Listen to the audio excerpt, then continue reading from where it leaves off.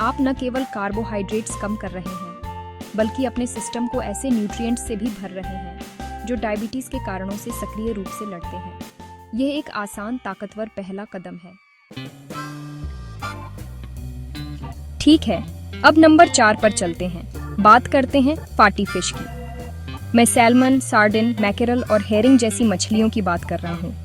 ये सिर्फ high quality protein का एक बड़ा स्रोत नहीं है, ये पृथ्वी पर सबसे फायदेमंद फैट, ओमेगा 3 फैटी एसिड, खासकर EPA और DHA से भरपूर हैं।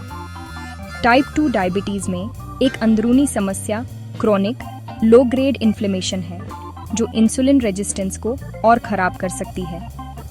इन्फ्लेमेशन को अपने शरीर में लगातार अलर्ट की स्थिति समझें, और जब वह अलर्ट हमेशा चालू रहता है तो चीजें खराब होने लगती हैं, जिसमें आपकी कोशिकाओं का इंसुलिन के प्रति प्रतिक्रिया भी शामिल है। यहीं पर ओमेगा 3 काम आते हैं। वे शक्तिशाली एंटी इन्फ्लेमेटरी एजेंट हैं।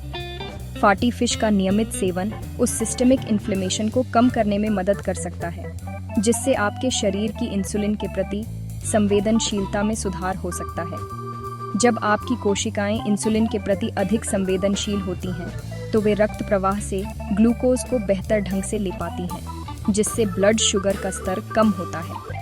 यह एक सीधा तरीका है। इसके अलावा ये स्वस्थ फैट हृदय स्वास्थ्य के लिए बहुत ज़रूरी है। डायबिटीज़ वाले लोगों को हृदय रोग का बहुत अधिक खतरा होता है, इसलिए फैटी फिश जैसे हृदय सुरक्षात्मक खाद्य पदार्थों को शामिल करना एक दोहरी जीत है। अब मैं जानता हूँ कि कुछ लोग मछली खाने में झिझक सकते हैं, शायद स्वाद या पारे की चिंताओं के कारण। अधिकांश लोगों के लिए प्रति सप्ताह 2 बार फैटी फिश का सेवन एक सुरक्षित और प्रभावी लक्ष्य है।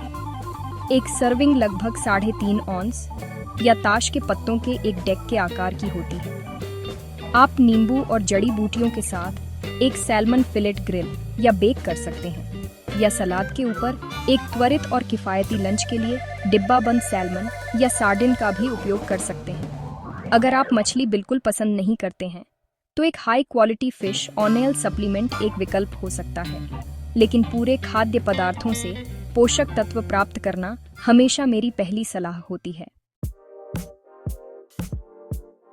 नंबर 3 पर हमारे पास हैं नट्स और सीड्स। मैं बादाम, अखरोट, पेकन, चिया सीड्स, अलसी और कद्दू के बीज की बात कर रहा हूँ। ये कुदरत के छोटे परफेक्ट न्यूट्रिशन पैकेट हैं, और ये ब्लड शुगर कंट्रोल करने के लिए बहुत अच्छे हैं। क्यों? ये सब उनके हेल्दी फैट्स, फाइबर और प्रोटीन के कॉम्बिनेशन की वजह से है।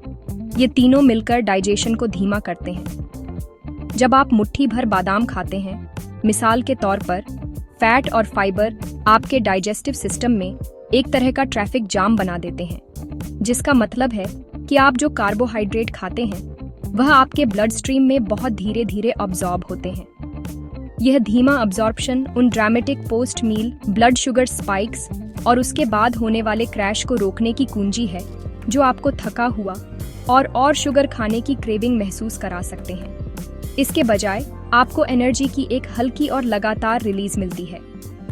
अखरोट खास तौर पर नोटवर्दी हैं, क्योंकि वे